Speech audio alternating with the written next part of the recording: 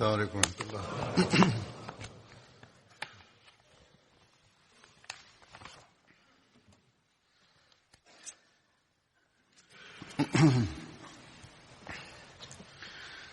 أشهد أن لا إله إلا الله وحده لا شريك له وأشهد أن محمدا عبده ورسوله أما بعد فأعوذ بالله من الشيطان الرجيم بسم الله الرحمن الرحيم الحمد لله رب العالمين الرحمن الرحيم مالك يوم الدين إياك نعبد وإياك نستعين اهدنا الصراط المستقيم صراط الذين أنعمت عليهم غير المغضوب عليهم ولا الضالين. Sot do t'i rëfe pjesën e fundit të jetës së Saad ibn Ubadës radhiyallahu anhu, e cila po trajtohej për disa hutbeve të fundit. Sipas burimeve historike, ai është një prej emrave të përfolur për pozitën e kalifit, i cili u propozua nga ensarët pas vdekjes së të dërguarit të Allahut sallallahu alaihi wasallam. Hazret Mirza Bashir Ahmedi radhiyallahu anhu ka shkruar që me që ai ishte kryetari i fisit Hazret, prandaj ensarët po këmbëngullin për vënien e tij në krye të kësaj detyre, pra si kalif, ndërsa pas zgjedhjes së Abu Bekrit radhiyallahu anhu si kalif i muslimanëve, disa prej ensarëve shfaqën lëkundje dhe ngdyshje të madhe. Hazret Kalifi i dytë radhiyallahu anhu ka shqyrtuar këtë çështje me hollësi nga të gjitha aspektet dhe ka përshkruar rëndësinë e statusit të kalifatit. Për këtë arsye mendoj se kjo ngjarje ka rëndësi dhe vlerë të veçantë dhe kjo çështje i përgjigjet edhe kohës së sotme.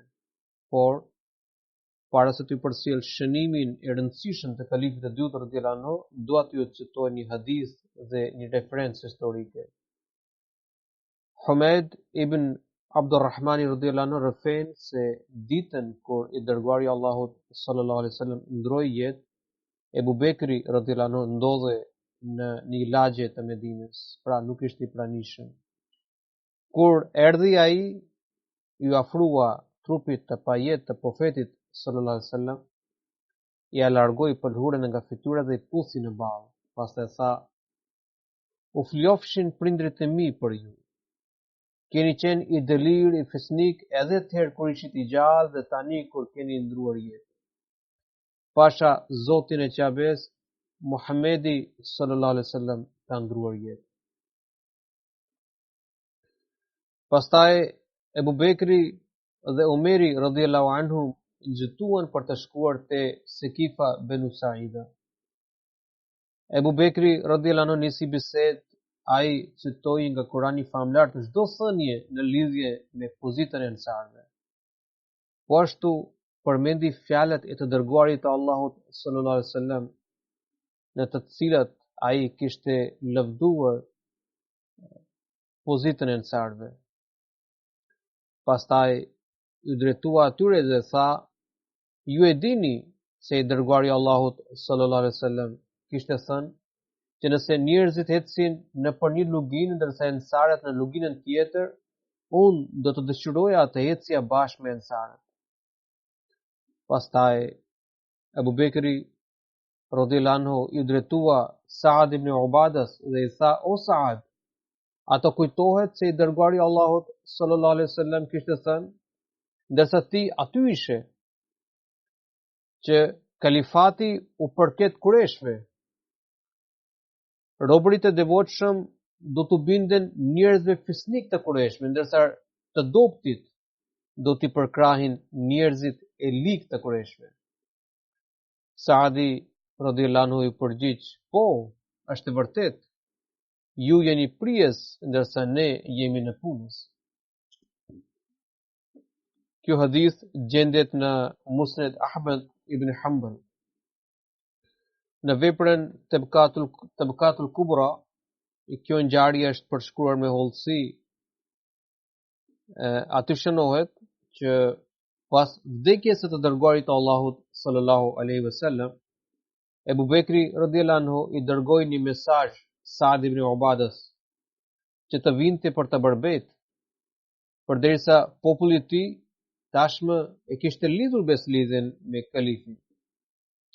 Por Saadi u përgjigj se nuk do të bënte bet, pra refuzoi të bënte bet, derisa nuk do të lëshonte gjithë shigjetat mbi njerëzit e pranishëm dhe të ndeshe së bashku me popullin e tij kundër Kureshve.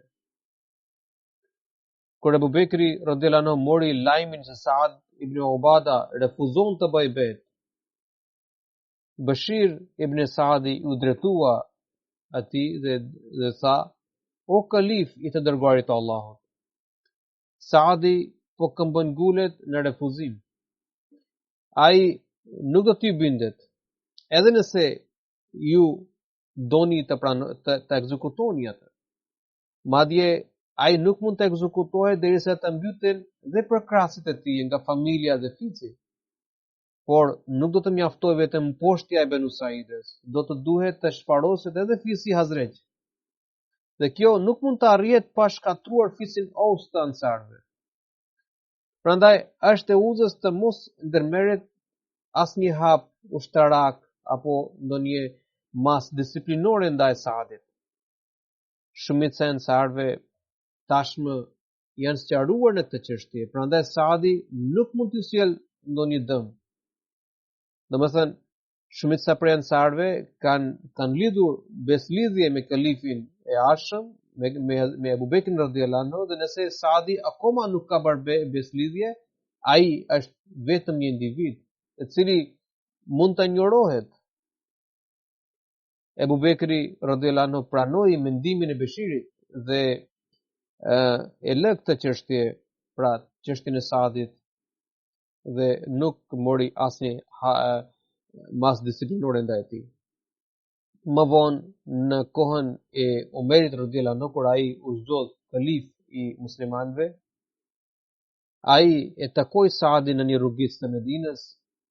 Omeri radhiyallahu anhu e përshëndeti Saadin dhe gjatë bisedës I tha, o Saad, a je I njetë si ke qenë? Saadi u përgjigj me pohim. Pastaj tha, ndonë se jeni zgjedhur si kalif, unë akoma nuk kam hyrë në beslidhje me ju. Pasha Allahun, ne e donim mikun tuaj Abu Bekrin më shumë se ju. Betohem në Allah, unë jam gëzirë sot duke rryer fqinësin tuaj. Omeri radhiyallahu anhu ja ktheu Saadit aty për aty dhe tha, ai që nuk e sheh dot me sy fqinjen e tij, më mirë të largohet prej tij. Saadi I tha, unë nuk mund të harroj këtë fjalë. Për Zotin do të shpërngulem çekte e do të gjej një fqinësi më të mirë se ju. Nuk kaloi shumë dhe Saadi u largua nga Medina dhe u vendos në Siri. Kjo është historia që shënon Tabaqatul Kubra. Ndërsa sipas Tarikh Tabari, Saadi radhiyallahu anhu kishte hyrë në beslidhje me Abu Bekrin. Aty përmendet wattaba'a al-qawmu 'ala al-bay'a wa baya'a Sa'd. E gjithë populli hyri njëri pas tjetrit në beslidhje dhe në fund edhe Saadi u nënshtrua atij duke bërë bet. Ndërsa në citatin e Hazrat Kalifit të dytë radhiyallahu anhu shqyrtohen anët e tjera të kësaj ngjarjeje. Aty gjejmë dhe argumente pse duhet të nënshtrohemi kalifatit dhe se dhe mësojmë rëndësinë dhe pozitën e tij.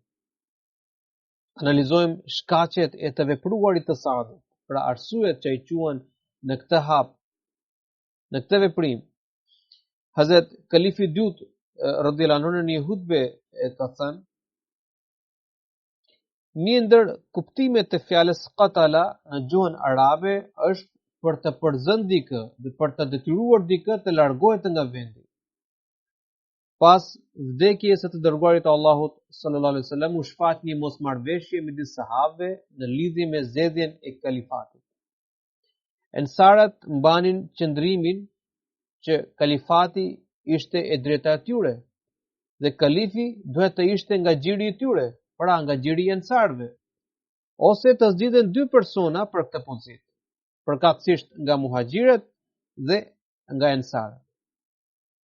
Benu Hashimet ndërkohë gjithashtu pretenduan se kjo pozitë u takonte atyre përderisa i dërguari i Allahut sallallahu alaihi wasallam kishte lidhje gjaku me ta, pra me Benu Hashimin. Muhaxhirat gjithashtu këmbëngulnin për të siguruar këtë përgjegjësi për fisin Quraysh, sepse Qurayshët gëzonin e përsi dhe autoritet mbi gjithë arabët. Megjithatë, ata nuk donin të shprehnin ndonjë emër konkret, përkundrazi donin të gjenin zgjidhje përmes zgjedhjeve. Pra ata donin që kalifi i arshëm të caktohet, të gjendet nëpërmjet zgjedhjeve. Dhe ata thanë që ai që zgjidhet nga muslimanët të pranohet si kalif për Zotit. Përveç një sahabiu, të gjithë pjesëtarët e Benu Hashimit dhe krejt ensarët u pajtuan me këtë mendim. Ai që ju kundërvu këtij mendimi ishte pikërisht ai ensar, emri të cilit po përflite për pozitën e kalifit. Ai e konsideroi këtë zgjidhje si fyrje ndaj tij dhe e kundërshtoi atë.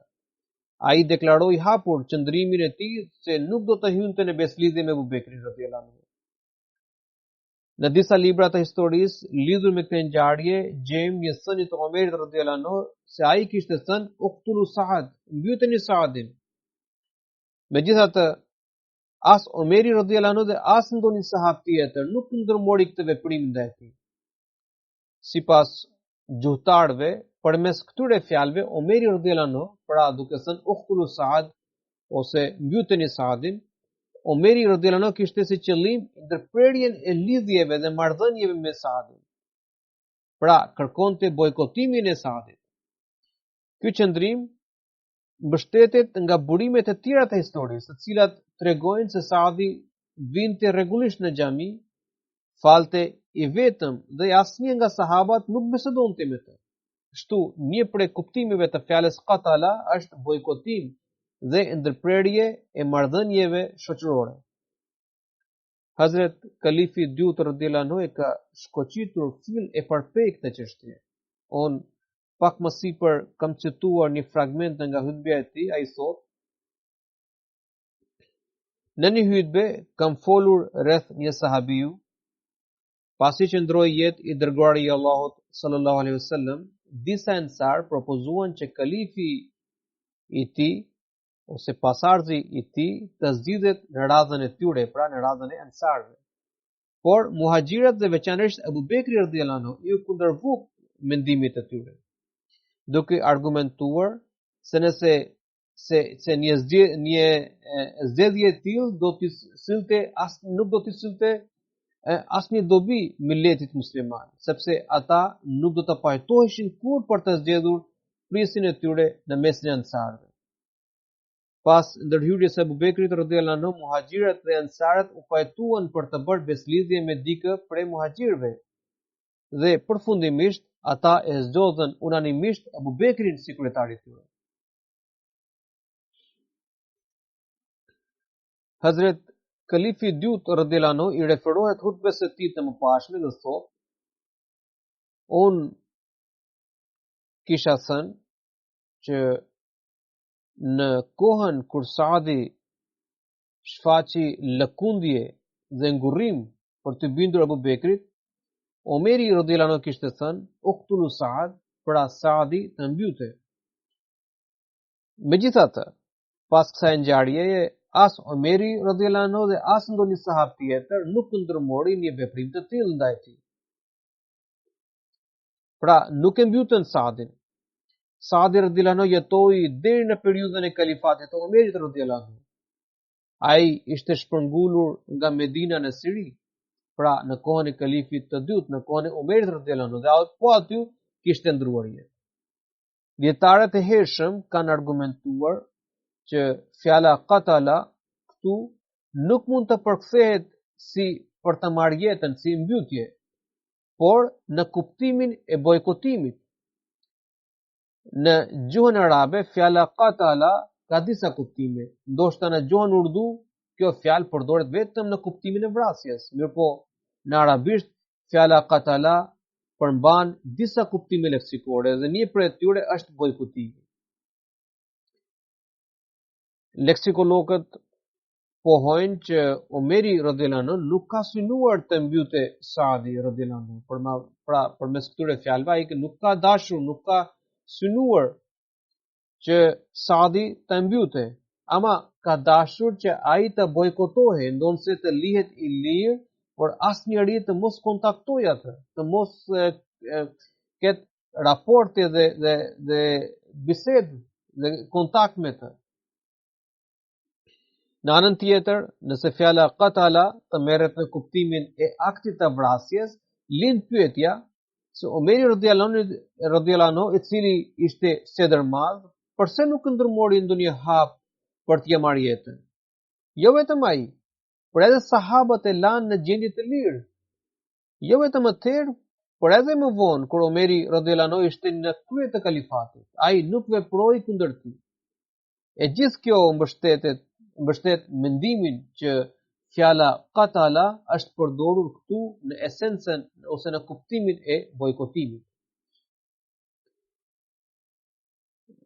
Hazrat Kalifi dytë radhiyallahu anhu pastaj shprehet, ai thotë, për të shpjeguar këtë çështje kisha dhënë një shembull që nëse në ëndër njeriu sheh vrasjen e dikujt, kjo interpretohet me bojkotimin e tij.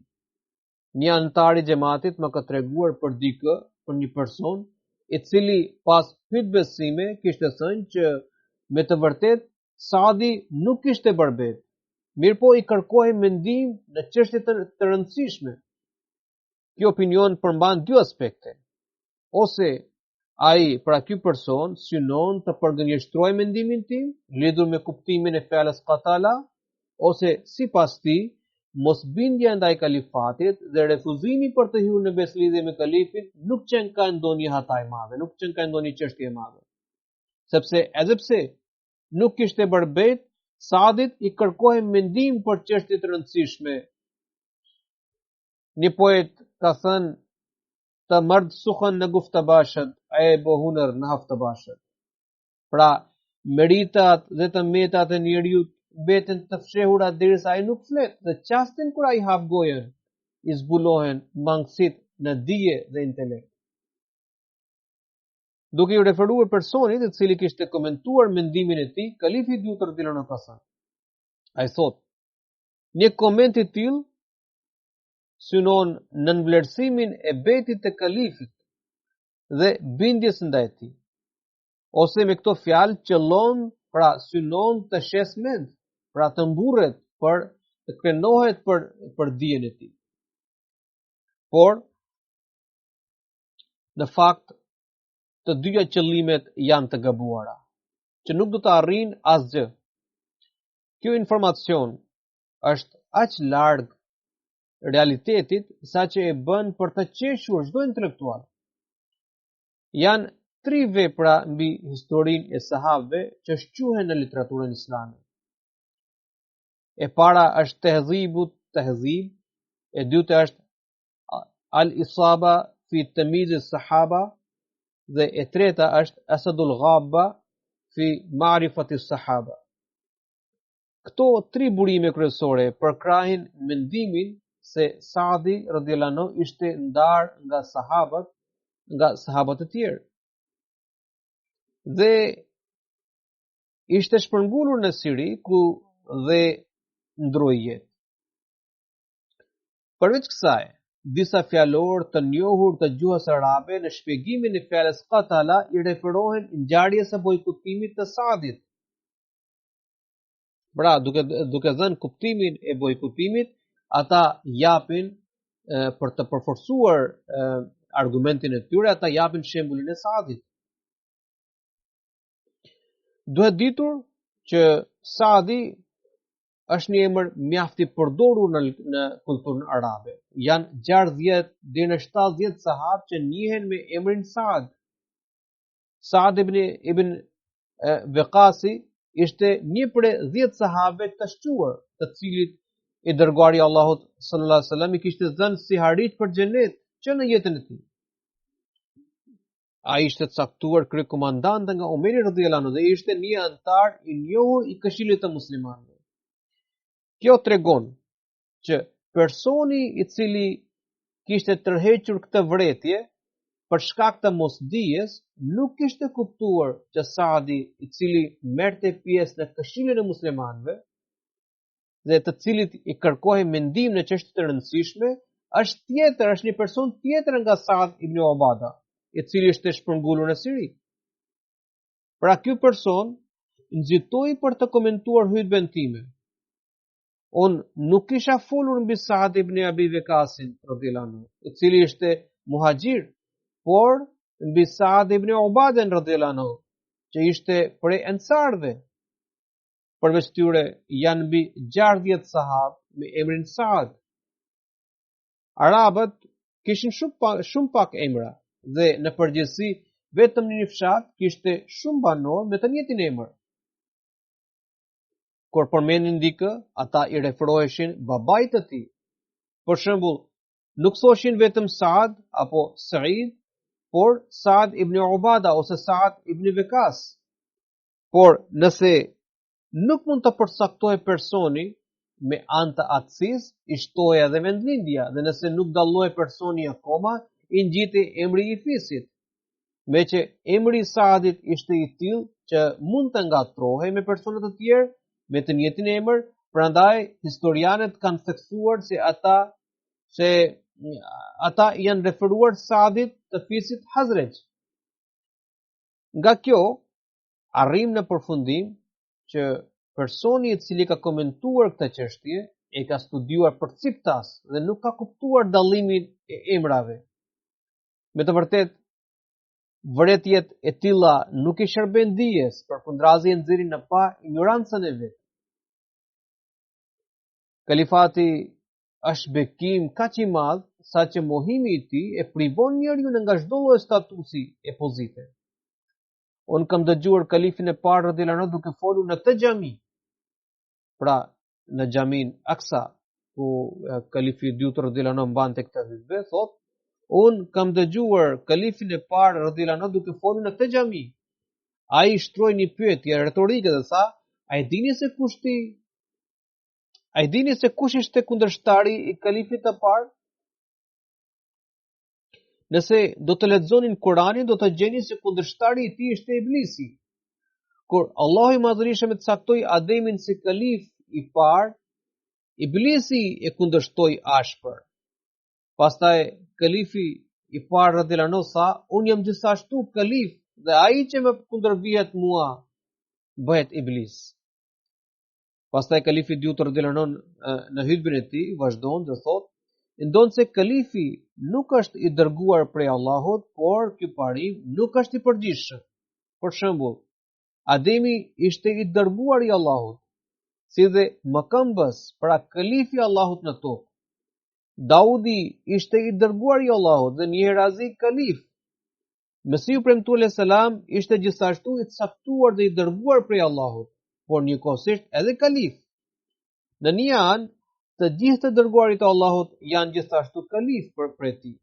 Janë mëkëmbës të tij në tokë. Ashtu sikur çdo njeri është mëkëmbës i Allahut në tokë. Të dërguarit të tij janë gjithashtu kalif. Mirëpo janë disa kalif që nuk janë caktuar apo dërguar prej Allahut. Për sa i përket bindjes ndaj tyre, ata janë njësoj si profet. Pra meritojnë bindje e nënshtrim të plotë. Megjithatë, ekziston një dallim midis bindjes ndaj kalifit dhe ndaj të dërguarit të Allahut. Njerëzit i nënshtrohen lajmëtarit dhe profetit, sepse ai është qendra e shpalljes së Allahut dhe burimi të dëlirësisë. Për sa i përket kalifit, njerëzit i binden atij jo për shkak të frymës së dëlirësisë apo komunikimit me Allahun, por sepse ai është qendra e zbatimit të shpalljes, qendra e zbatimit të urdhrit të Zotit dhe baza e ngritjes së ndërmarrjes hyjnore. Pra baza e ngritjes së xhamatit hyjnor. Për shkak të këtij dallimi midis tyre, pra midis të dërguarve dhe midis kalifëve, dietarët kanë thënë që të dërguarit e Allahut gëzojnë shkallën më të lartë të dëlirësisë dhe fisnikërisë, ndërsa kalifët gjenden në një shkallë më të ulët. Unë kam dëgjuar kalifin e parë radhiyallahu anhu në këtë xhami duke thënë: ju nuk mund të shkelni beslidhjen tuaj ndaj meje, duke gjetur ndonjë gabim në çështjen time personale. Ju nuk mund të kundërviheni bindjes që Zoti ju ka obliguar ndaj meje, sepse qëllimi të cilit i përgjigjem është integriteti i sistemit. Prandaj jeni të obliguar e të detyruar të shprehni bindje ndaj meje. Praktika e Allahut me të dërguarit e tij është e tillë që ai nuk ndërhyn në karakterin dhe aftësinë e tyre njerëzore. Por, praktika e Allahut është e tillë me të dërguarit e tij që ai nuk ndërhyn në karakterin dhe aftësitë e tyre njerëzore për të nxjerrë në pa dallimin mes hyjnores dhe njerëzores.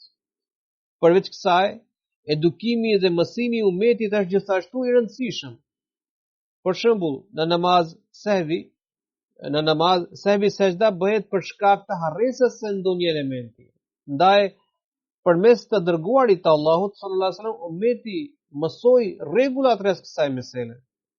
Kështu, gabimet të tilla mund të kryen edhe të dërguarit të tij. Pra, ashtu sikur Zoti i Madhërisëm ka marrë përsipër të gjitha veprat e të dërguarit të tij, po ashtu ai kujdeset për ato vepra të kalifëve që ata realizojnë në zhvillimin dhe forcimin e sistemit hyjnor. Kalifët kur nuk mund të bëjnë ndonjë gabim që pengon përparimin e misionit të tyre. Nëse ata veprojnë në një mënyrë që sjell pasoja dhe prapësi në xhamat, apo që kthen fitoren e Islamit në humbje, Allahu me siguri kur nuk do t'i lejojë ata në krye të sistemit shpirtëror.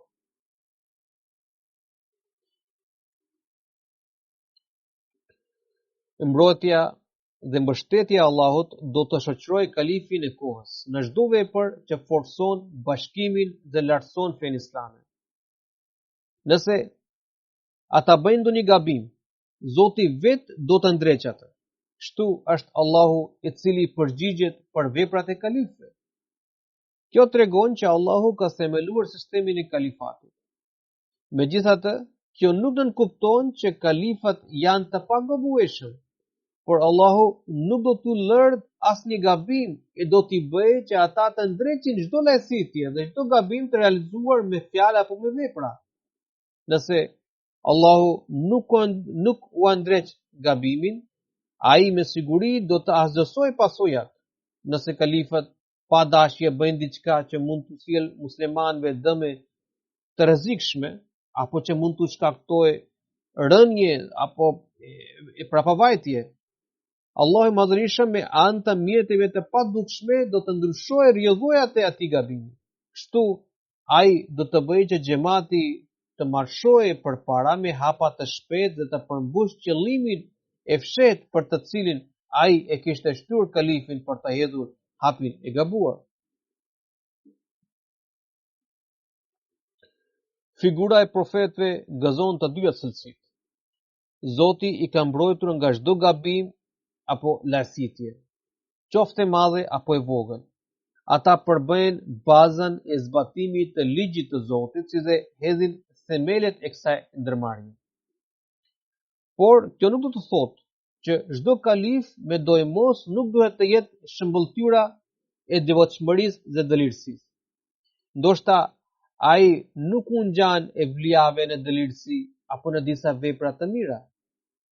Në këtë mënyrë, nëse mund të jenë kalif që janë shëmbëltyra e dëlirësisë dhe prishtar për vendosjen e një sistemi të ri, mund të jenë gjithashtu kalif që mund të mos jenë të barabartë me evlijat për sa i përket dëlirësisë dhe shkallës shpirtërore, por që gëzojnë e përsi ndaj atyre për sa i takon aftësisë drejtuese dhe administrative. Megjithatë, çdo person do të jetë i obliguar të nënshtrohet të tij sepse të qenit i lidhur dhe i bashkuar si një e tërë e pandashme është pjesë e politikës së xhamatit. Ndoshta disa prej jush mund të jenë trunditur apo të habitur duke dëgjuar fjalën politika e xhamatit, dhe disa do të kenë menduar se çfarë do të thotë politika e xhamatit. Në përgjithësi, kur dëgjojmë apo përdorim fjalën politik në bisedat tona, ne përveç donotimit të saj, japim dhe përveç kuptimit të saj drejt për drejt, kuptimit original, japim edhe një konotacion të errët dhe negativ. Politikanët gjithashtu kanë kontribuar mjaft në zvetnimin dhe qoroditjen e kuptimit që mbart kjo fjalë, sepse duke ju përmbajtur interesit personal, duke krijuar dhe prishur lidhje politike vetëm në bazë të përfitimit ose duke keq qeverisur, ata duke vepruar me korrupsion, ata e kanë njollosur kuptimin e fjalës politik. Në të vërtetë, sipas fjalorit, fjala politik mbart këto kuptime: tërësia e metodave që shërbejnë për të drejtuar jetën shoqërore në fusha të ndryshme, veprimtari që lidhet me mbarvajtjen e jetës shoqërore dhe zgjidhjen e problemeve kombëtare dhe ndërkombëtare me parimet e drejtësisë dhe paqes. Ndonse të gjitha këto kuptime leksikore përmbajnë nuancat pozitive, ne për fat të keq kemi harruar kuptimet e saj origjinale dhe për shkak të veprave abuzive e të shëmtuara të politikanëve, ne i veshim asaj gjithmonë nuancat negative. Megjithatë, Hazrat Kalifi II radhiyallahu anhu ka përdorur këtë fjalë në kuptimin pozitiv, duke përfshirë metodat dhe parimet që duhen për të drejtuar një sistem me arsye, me logjik, me maturi dhe aftësi. Ai ka thënë, Kalifi II radhiyallahu anhu ka thënë, me që organizimi i xhamatit lidhet gjithashtu me politikën e tij, prandaj pritet që kalifat gjithmonë do ta përkrahin aspektin e bashkimit dhe integritetit të sistemit. Mirëpo, është e nevojshme që ata të synojnë gjithashtu fuqizimin dhe forcimin e fesë. Përveç drejtimit institucional të xhamatit, kalife u duhet të përgjigjen parimit të forcimit shpirtëror dhe zbatimit të rregullave fetare. Prandaj, Allahu i Madhërisëm ka përkufizuar qëllimet e kalifatit me këto fjalë: "Wala yumakkinanna lahum dinahum alladhi irtada lahum." Dhe ai do t'u përforcojë fenë e tyre, të cilën e ka pëlqyer për ta. Surja An-Nur, ajeti 56.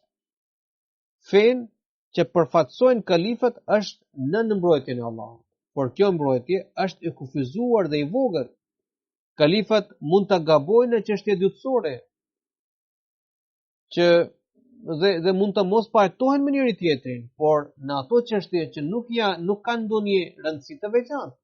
Për shembull, Abu Bekri radhiyallahu anhu dhe Umeri radhiyallahu anhu nganjëherë kishin qëndrime të ndryshme dhe të kundërta lidhur me disa çështje.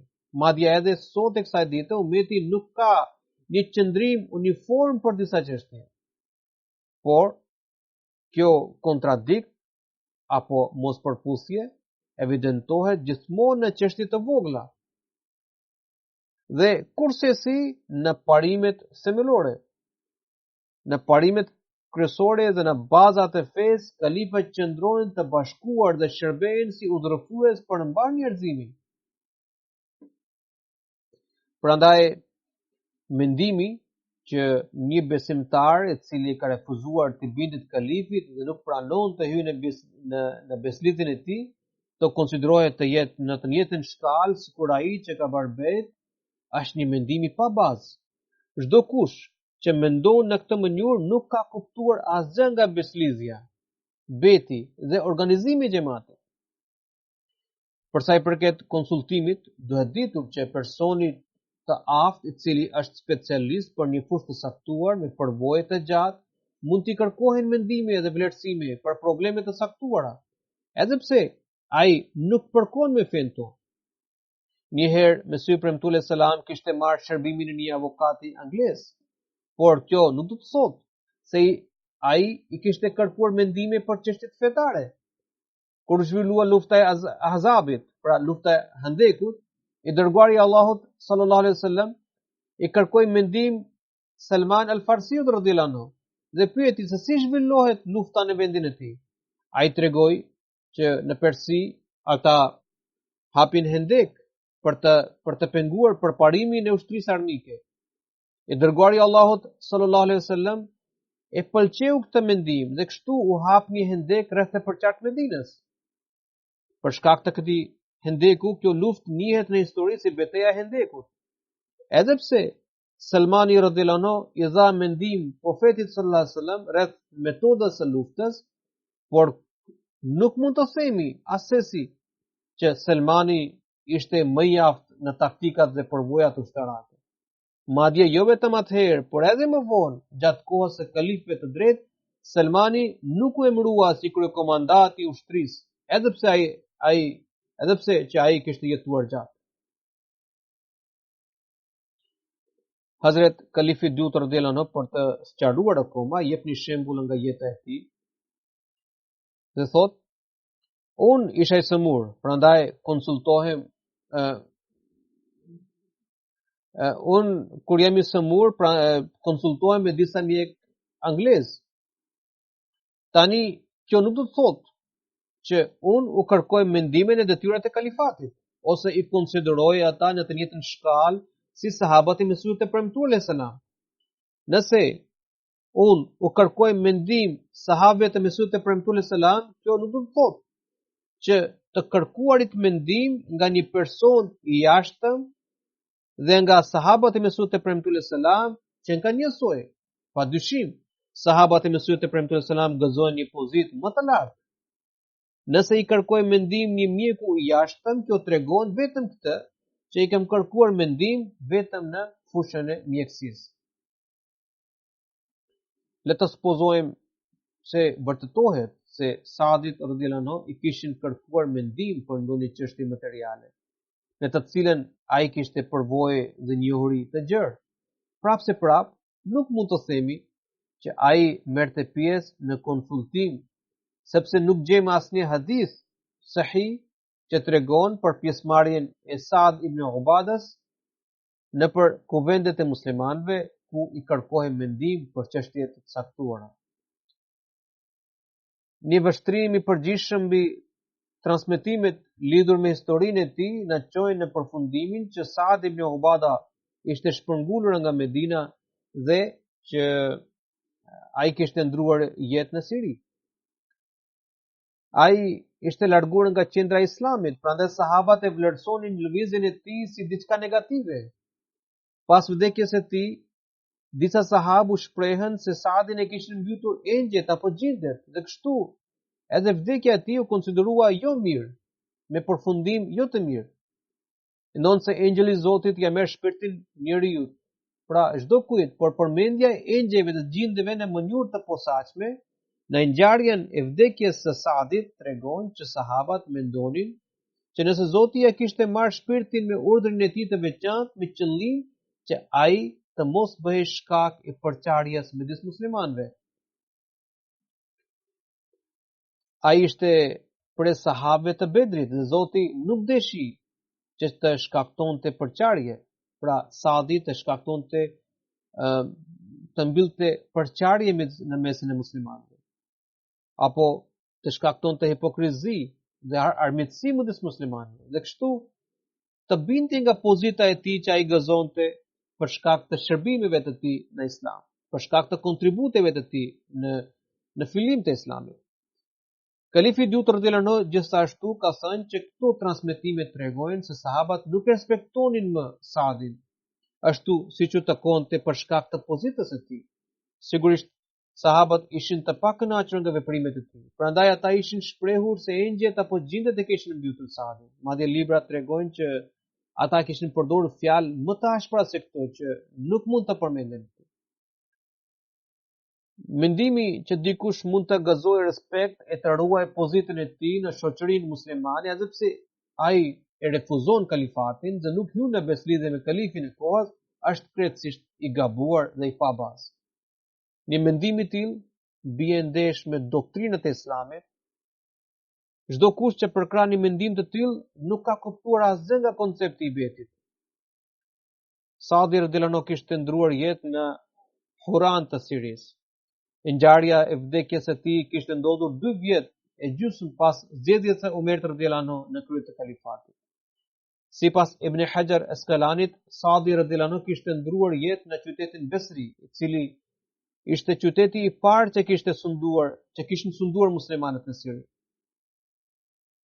Sipas burimeve, lajmi i vdekjes së tij u përhap në Medinë kur njëri prej fëmijëve që laheshin në pusin e mimbes, në piskun e vapas, dëgjuan duke thënë: "Qad qatalna Sayyid al-Khazraj Sa'd ibn Ubada wa ramaynahu bi Suhaymin falam yakhud fuada."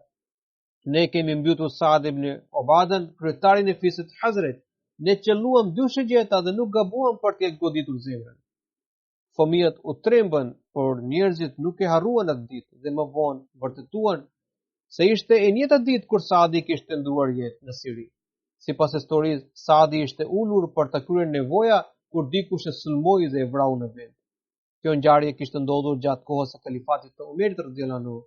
Dietarët janë të ndarë lidhur me vitin e vdekjes së tij. Sipas disa burimeve, ai kishte vdekur në vitin 14 pas Hijretit, ndërsa sipas të tjerëve, kjo ngjarje kishte ndodhur në vitin 16 të Hijretit. Sipas Tabqatul Kubra, varri i Saadit ndodhe në një lugin të fshatit Mehine afër Damaskut.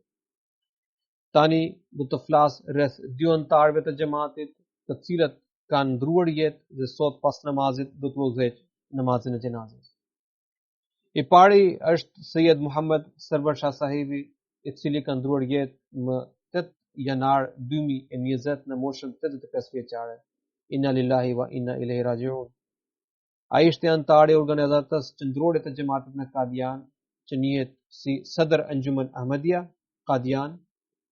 Ai për disa vjetësh vuante nga kanceri dhe duroi këtë sëmundje me trimëri, durim dhe kuraje. Pavarësisht dhimbjes serse, vazhdoi të kryente detyrat e tij me përgjegjësi e në mënyrë të shkëlqyer dhe nuk lejoi që sëmundja t'i pengonte punën. Pas arsimit shkollor, pra ishte lindur në Sungra të Odishës, dhe pas arsimit shkollor ai ndoqi studimet e larta në Katak dhe gjeti punë si drejtor në një shkollë private, shërbeu si zëvendës në gjykatën e lartë në Odisha dhe pastaj punoi në zyrën e kontabilitetit derisa doli në pension.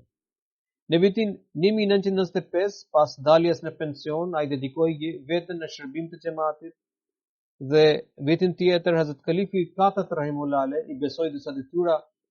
Këtë vit ai bëri edhe umra. Kalifi i 4 rahimullah emëroi përgjegjës për zyrën qendrore të kontabilitetit në Qadian, po ashtu kryetar i komisionit të pavarur të hetimit, i cili nuk ishte antar tjetër, pra ishte antar i vetëm i këtij komisioni.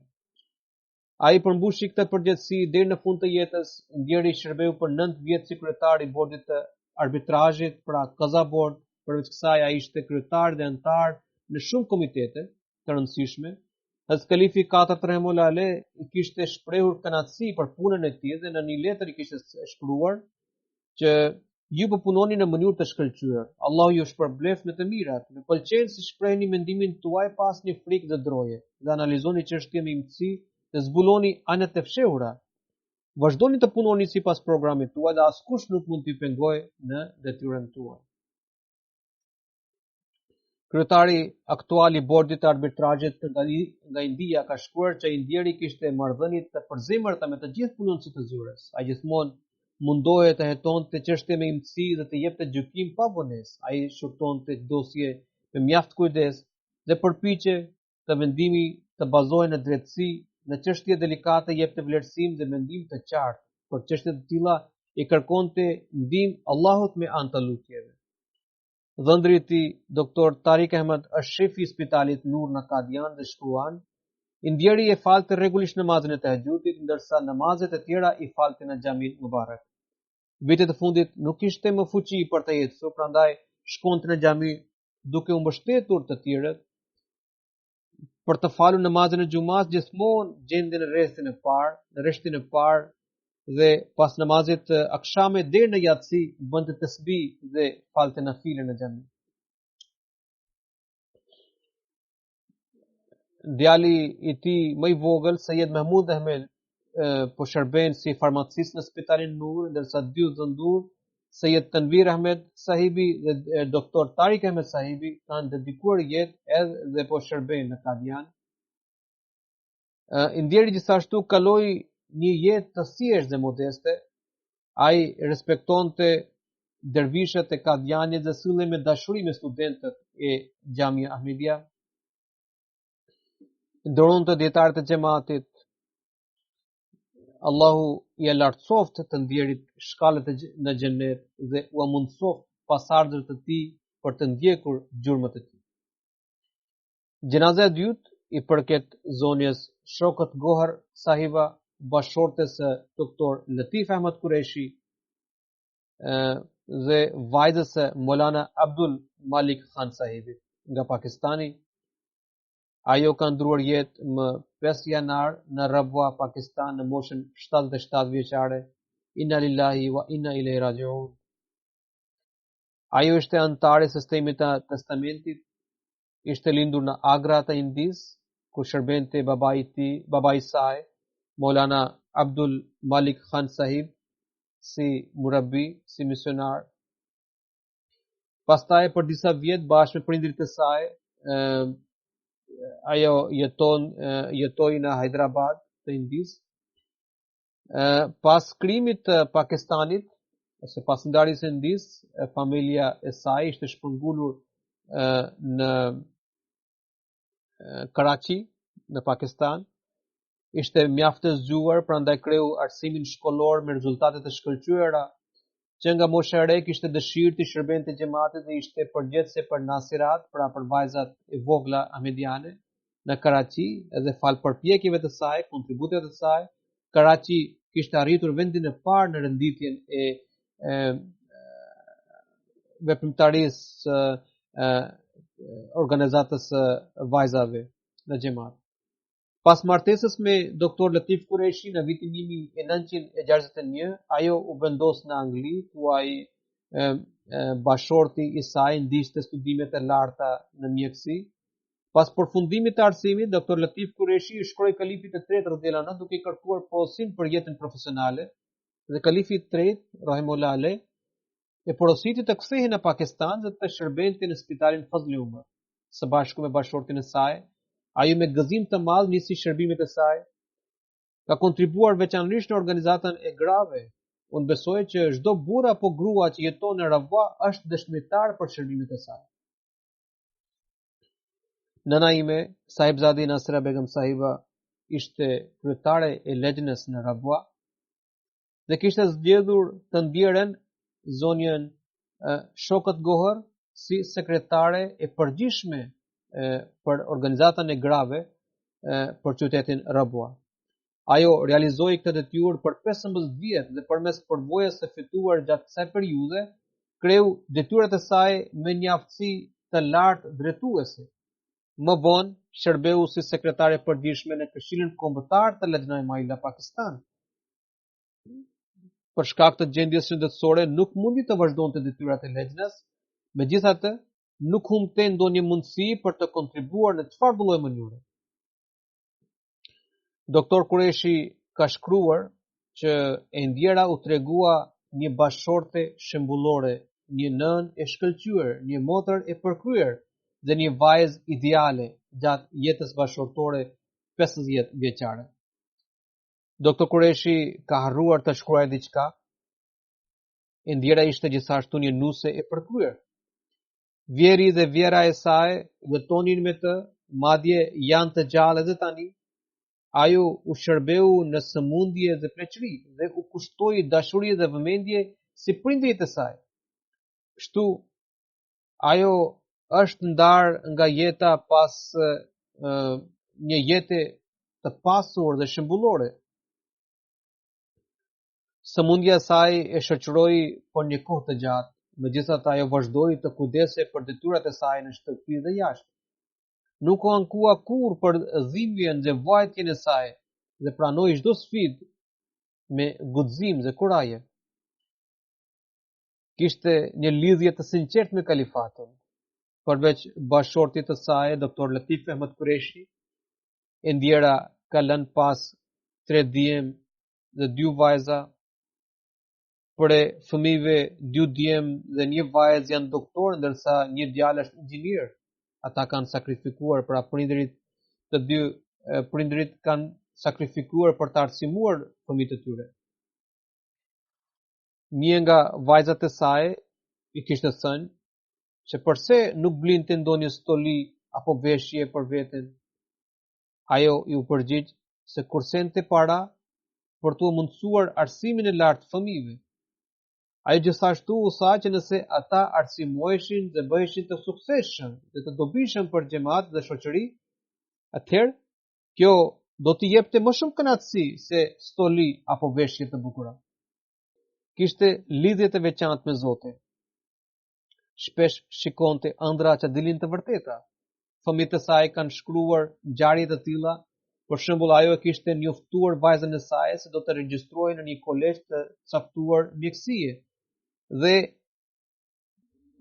e kishte parë në ëndër dhe kështu realizua fjalë për fjalë. Raste të tilla janë të shumta. E ndjera ishte një grua fesnike dhe gjithmonë kujdese për motrat e saj.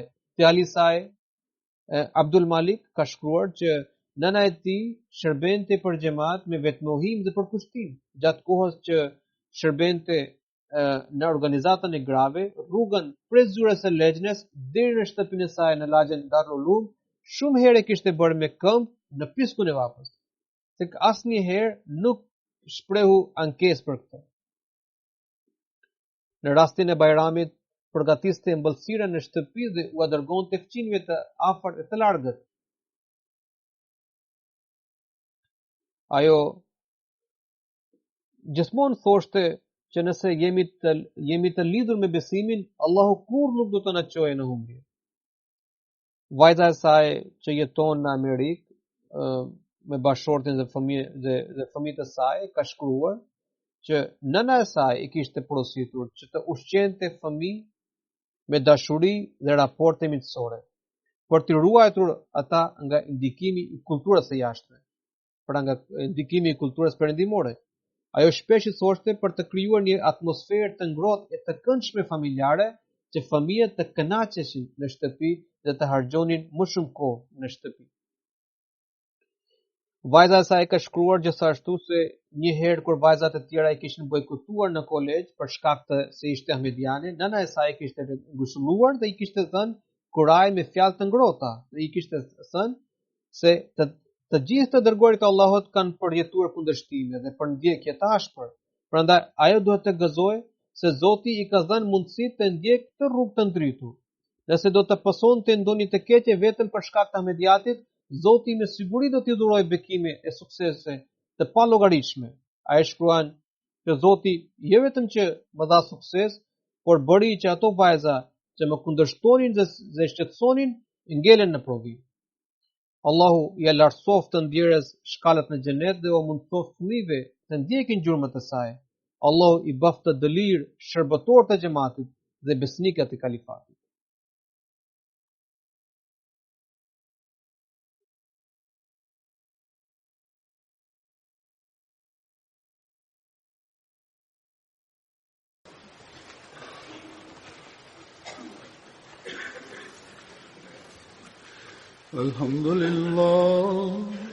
الحمد لله نحمده ونستعينه ونستغفره ونؤمن به ونتوكل عليه ونعوذ بالله من شرور أنفسنا ومن سيئات أعمالنا من يهده الله فلا مضل له ومن يضلل فلا هادي له ونشهد أن لا إله إلا الله ونشهد أن محمدا عبده ورسوله